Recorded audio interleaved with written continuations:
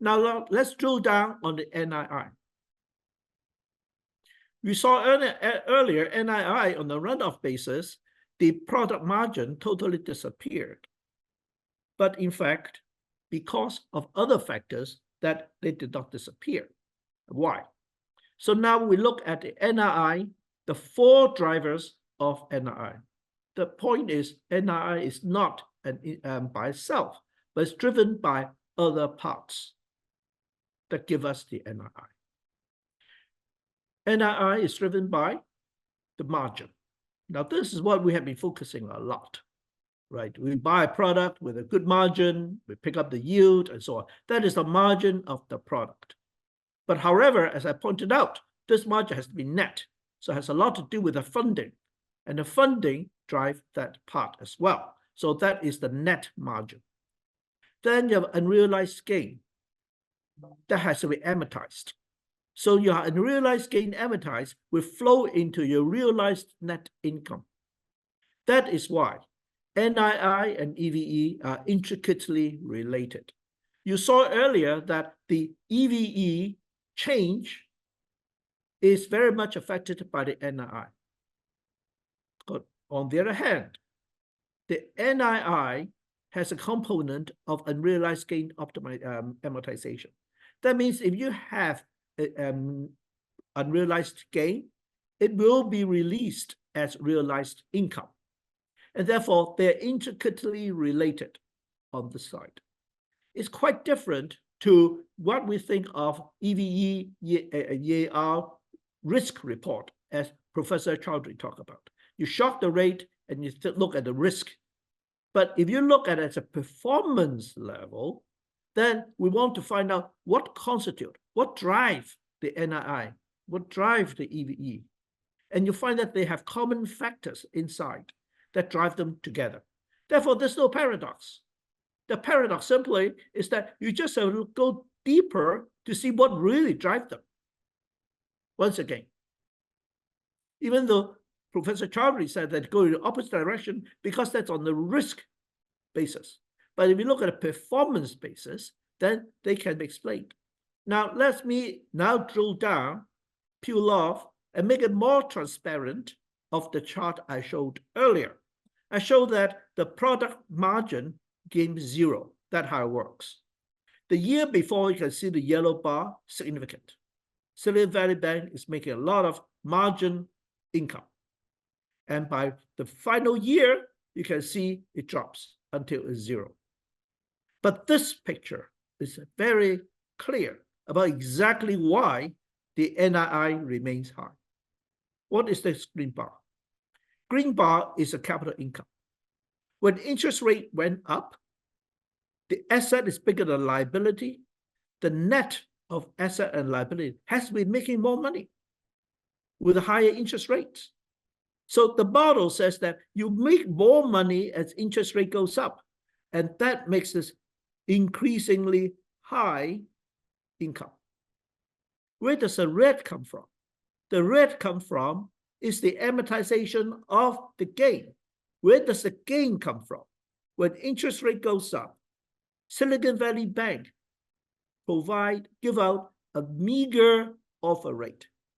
That means the funding advantage, it only gets bigger because the market rate has gone up and Silicon Valley Bank is not giving out the interest rate, non-deposit account rate, and therefore the funding advantage goes up. So together,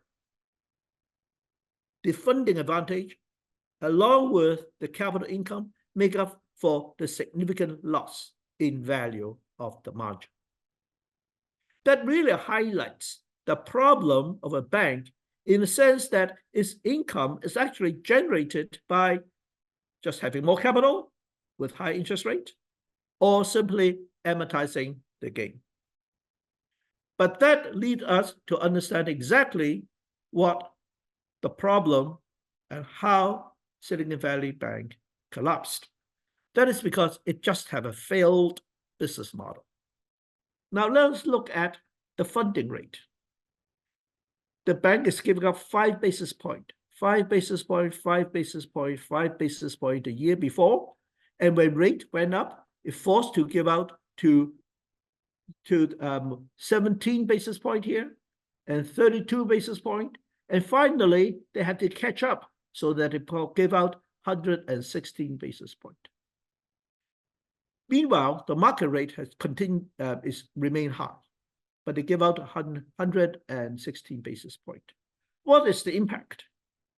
Just because it goes out 100 basis point, you can see the income, the net income on the product side from 1 billion all the way 1.7 billion, 1.8 billion, 2 billion, that then by the last final year, it dropped precipitously to 400,000 to negative.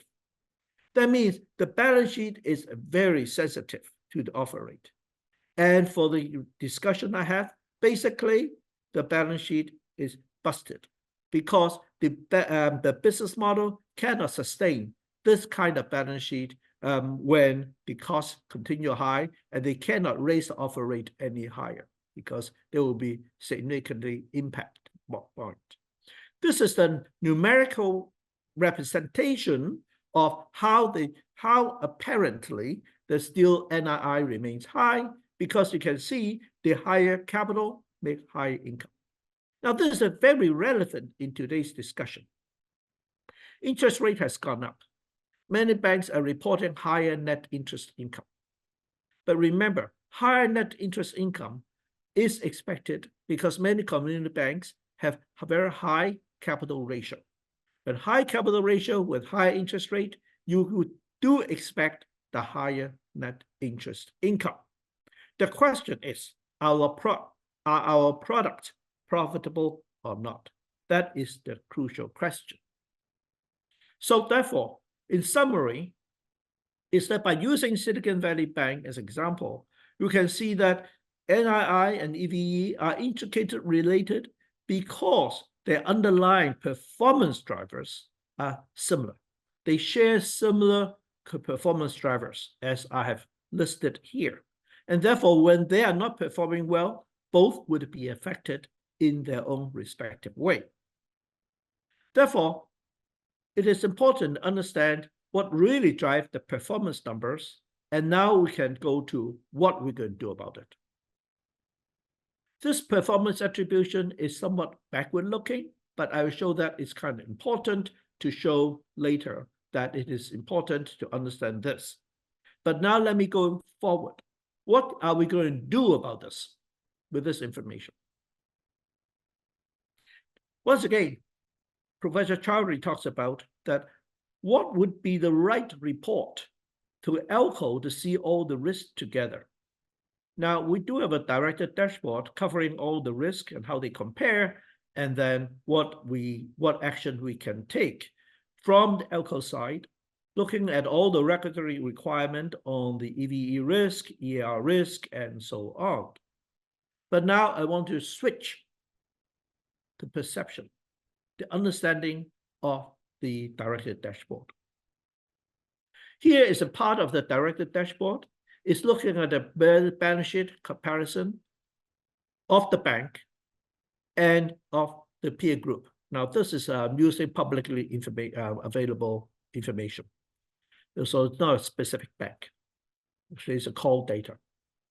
And by looking at this comparison, we typically look at what are the outliers? Am I far off? Are we taking risk on any of this part? So we tend to think of the bank compared with peers. Are we taking more risk? I urge you to look at this same report differently. We should look at this report as performance drivers. So let me highlight just 4 performance drivers, how we can improve our performance in terms of EVE, EAR through these red highlighted drivers. If you look at what we have here, return on asset, net of the borrowing cost, that is the margin. This part is the profitability, return on stockholders' equity. Liquidity ratio is, we want to make sure that we have significant liquidity, but that actually is a driver. I will explain. Liquidity ratio can be too high, too low, but that can be used. Equity to asset is a capital, and which is not highlighted here because call report would be the interest rate risk. So let me summarize. The interest rate risk, liquidity, capital, and earnings, all these are tied together as drivers to the entire balance sheet. Therefore, by looking at this picture from a performance perspective, if this bank has a liquidity ratio is 9.7 versus 6.6. So on one hand, from risk perspective, we're good. But on the performance aspect, maybe the bank can lower their liquidity so that they can get a higher income, higher performance relative to other measures. So in other words, when it's below, in a simply put way, okay, if it's below the benchmark, it might be risk, but above the benchmark, it might be opportunity. So to manage the balance sheet in optimization is to take both sides into considerations. If you take both sides into consideration to maximize the performance, then you get a truly optimal approach to proactive balance sheet management.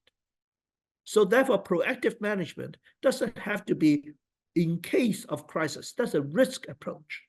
But at the end, are we creating the best risk and return trade-off, controlling the true part of all the moving part of the balance sheet?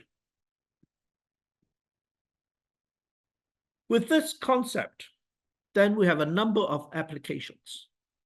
I will have 4 sets of applications I talk about. First is what I call the top-down and bottom-up.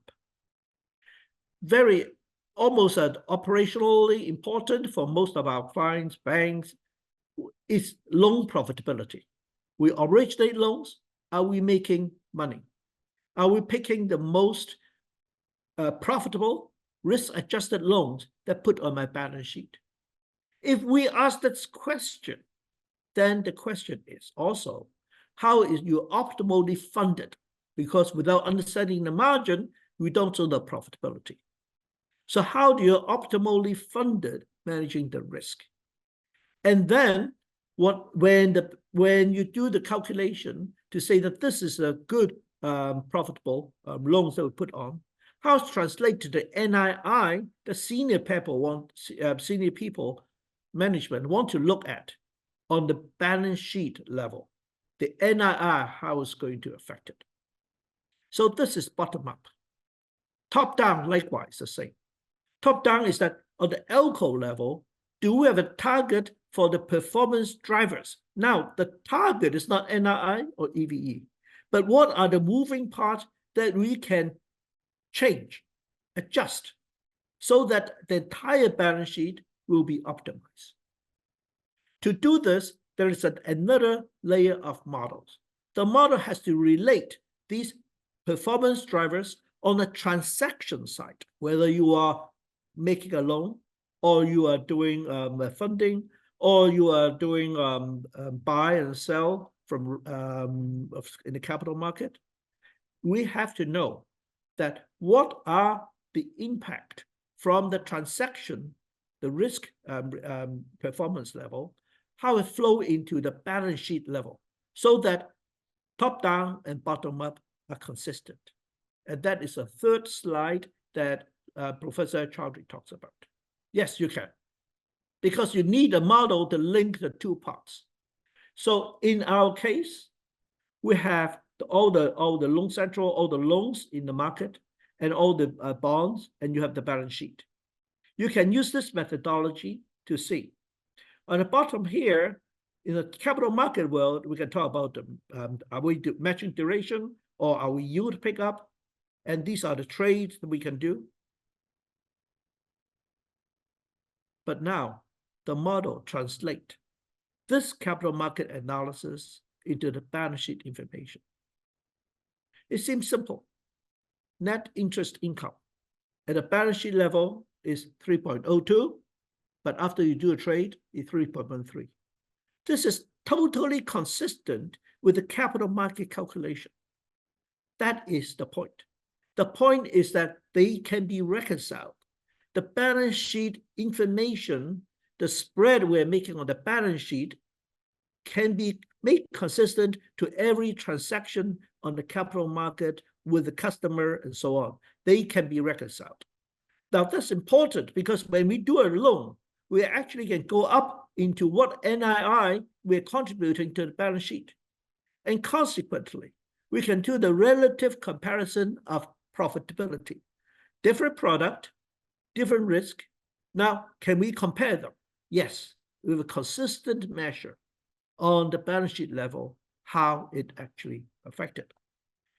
I can't underscore the important part, elaborate important part of how a transaction should be consistent with a balance sheet. Very often, we do a transaction simply because we pick up the yield. But are you also managing the risk? How is it going to compare with other transactions? When one transaction is not comparable to another transaction, there's no relative profitability.